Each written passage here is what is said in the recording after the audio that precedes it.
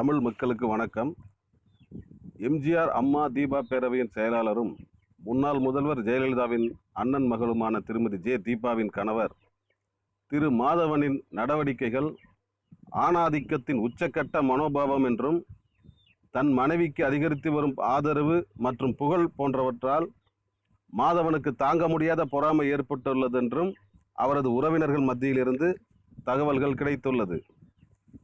இது பற்றிய உண்மை தகவல்களை தெரிந்து கொள்வதற்கு முன்பாக யூனிவர்ஸ் டிவியை சப்ஸ்கிரைப் செய்து கொள்ளுங்கள். கீழே உள்ள சிகப்பு பட்டனை அழுத்தி யூனிவர்ஸ் டிவியை சப்ஸ்கிரைப் செய்து கொள்ளுங்கள்.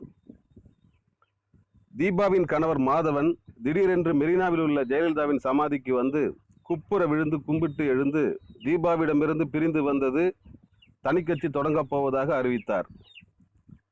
மாதவனுக்கு மனநிலை பாதிக்கப்பட்டு விட்டதா என்று தமிழக மக்கள் மத்தியில் கேள்வி எழுந்தது. ஆனால் மாதவனுக்கு தனது மனைவி தீபா மீது ஏற்பட்ட பொறாமையே இதற்கு காரணம் என்றும் ஆணாதிக்க மனோபாவம் மாதவனின் மண்டையில் ஏறியதால் இப்படிப்பட்ட நிலை ஏற்பட்டுள்ளது என்றும் அவரது உறவினர்கள் மத்தியில் பரபரப்பாக பேசப்படுகிறது. ஏற்கனவே தமிழ்நாட்டில் ஏகப்பட்ட அரசியல் கட்சிகள் இருக்கின்றன. இதில் மாதவன் கட்சி தொடங்கி எதை கழட்டப் போகிறார் என்கிறார்கள் தமிழக மக்கள்.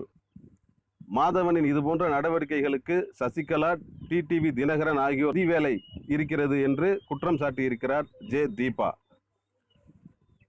ஜே தீபாவின் வளர்ச்சிக்கு பின்னால் இருந்து செயல்பட்டு அவரை தமிழக முதல்வராக ஆக்க வேண்டும். மாதவன் இதுபோன்ற செயலில் ஈடுபட்டால் நல்லது என்று அவரது குடும்ப நண்பர்கள் தெரிவிக்கின்றனர். மாதவன் தனது ஆணாதிக்க மனோபாவம், பொறாமை ஆகியவற்றை கைவிட்டு தீபாவுடன் இணைந்து செயல்பட வேண்டும் என்று ஆதரவாளர்களும் கூறுகிறார்கள்.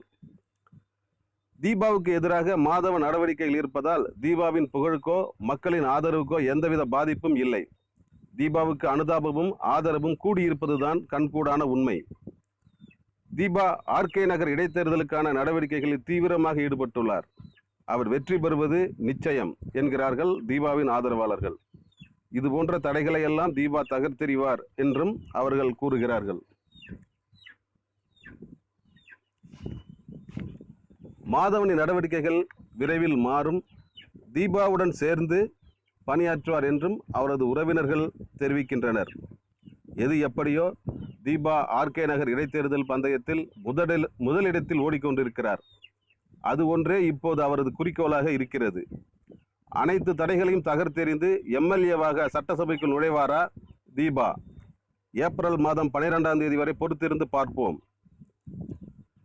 யூனிவர்ஸ் டிவியை சப்ஸ்கிரைப் செய்து கொள்ளுங்கள்.